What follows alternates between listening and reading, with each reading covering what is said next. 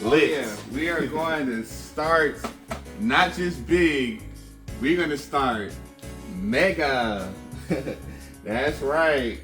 A little quick story about this blaster here, the Mega Mastadon. Dang, this is a heavy one.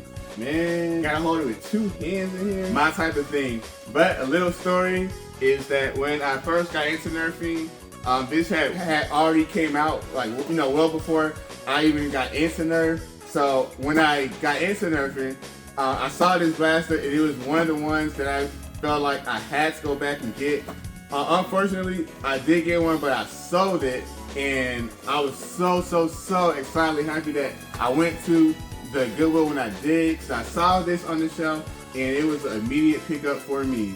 So I got this thing loaded up with my darts, and today we are going to be testing this out to find out, does it actually work? Or did I get a dud and all my excitement was all just for nothing?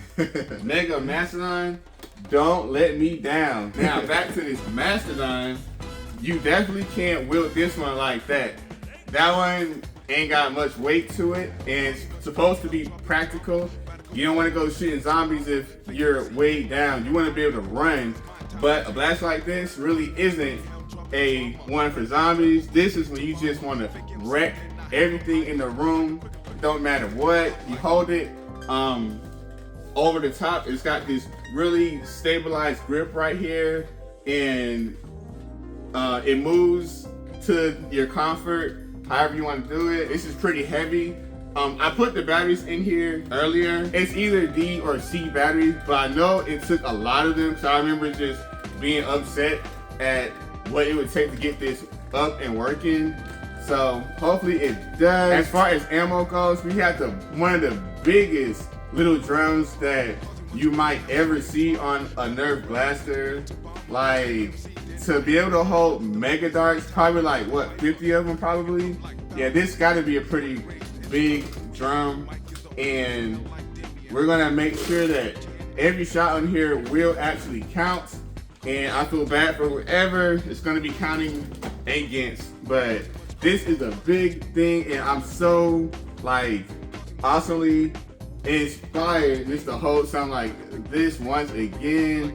It makes me believe in Nerf. You know, it takes you back to when Nerf was actually putting out some real cooler type of stuff. I'm not knocking what's going on now, but they did go through a little dry rut for a little while, and stuff like this just kind of inspires you to what they could be doing. I got some bad news already. Is that I'm hitting this rev switch, the rev trigger. Wait a minute. Oh, there we go. Okay, that's a better sign. I'm happier now. Alright, let's get some of these shots down the field. See if we can put some hurting on them, Mastodon style. This is kind of janky, y'all. So this rev trigger, you have to hold it a certain way. It does function, which is good. It works to a degree, but see, if I hold this rev trigger, if I hold it all the way down, it does that. But if I like kind of hold it, push it gently in there, like not all the way down, then it really goes.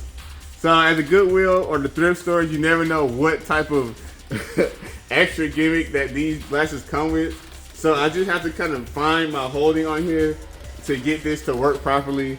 Let's see how good we can do with that. This is nice.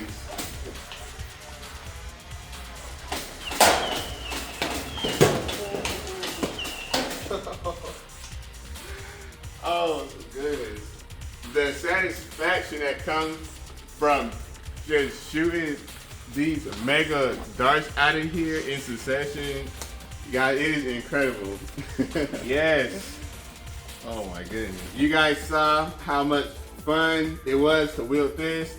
This has got some hiccups. There's an issue with the rev trigger, but it works good enough.